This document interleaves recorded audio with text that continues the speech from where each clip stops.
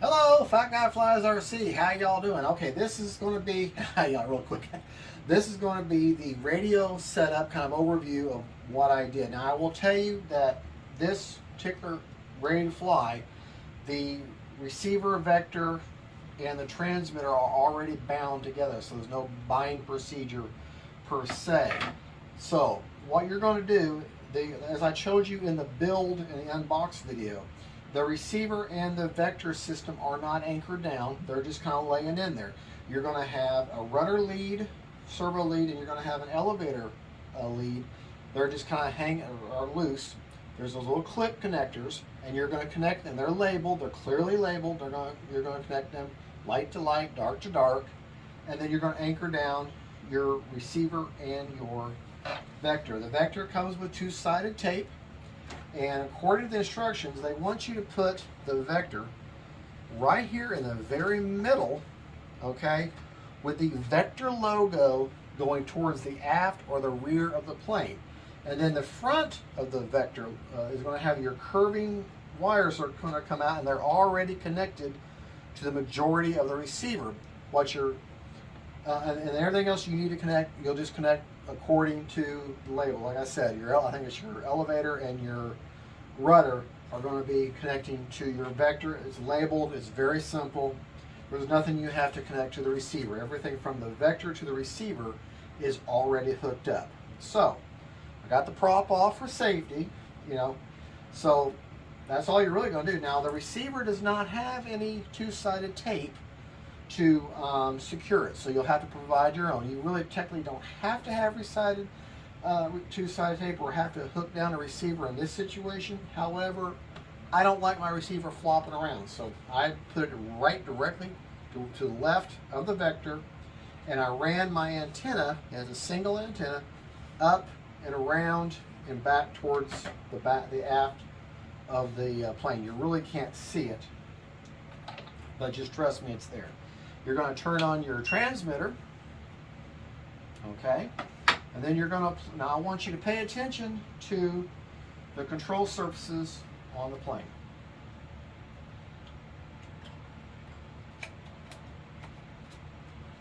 Give me just a minute. Hear that? ESC armed itself, and if you noticed, everything moved, okay? So, ailerons are moving, the elevator is moving, and the rudder is moving. And I have throttle control.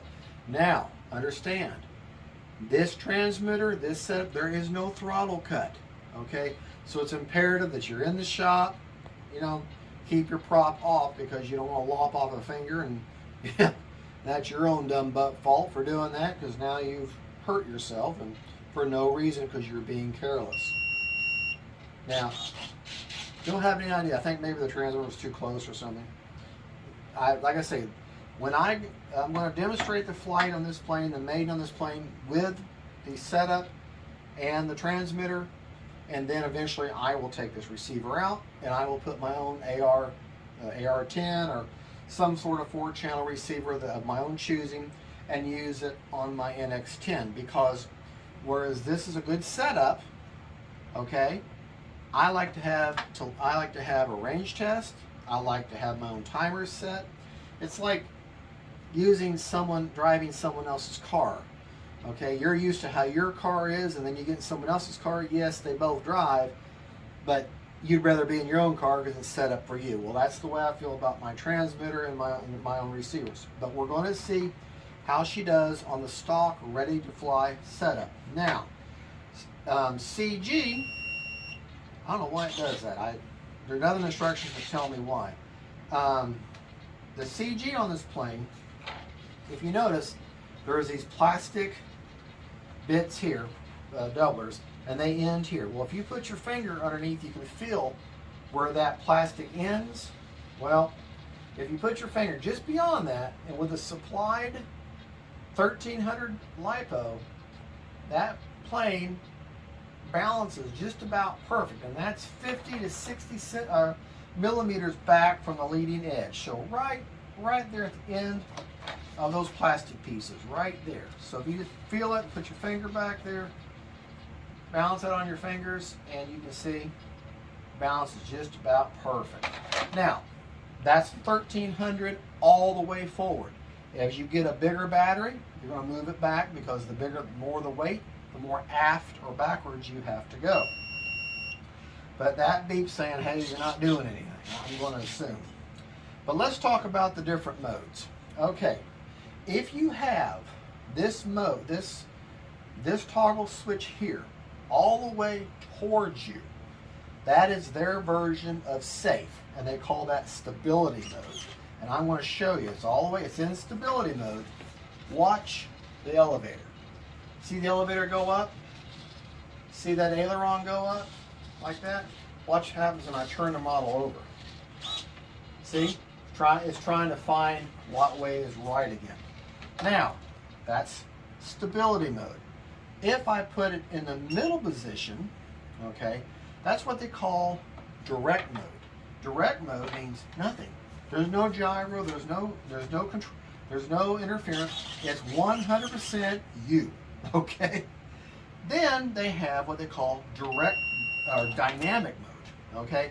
Dynamic mode is complete, you have complete control, but it's gyro wind mitigation, or AS3X in your spectrum world. And so that's basically that, and that's called dynamic. So you've got stability, safe, self-level.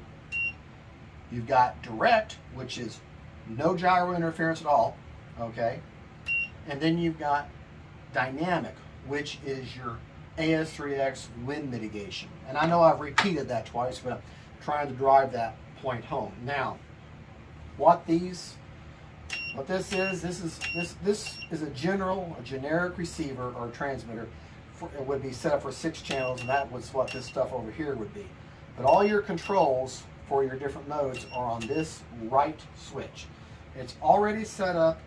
There is no, if you found out that one of your services was reversed, you could go here on these buttons here and reverse it, but everything out of the box works right. I got up elevator, I got down elevator, I got right rudder, I got left rudder, and my ailerons work perfectly. So she is ready to fly. I'm gonna set a timer. Actually, I'm just gonna kind of guess it and fly for about 3 or 4 minutes, take her up, fly her around, and do a bunch of landings and takeoffs and demonstrate it.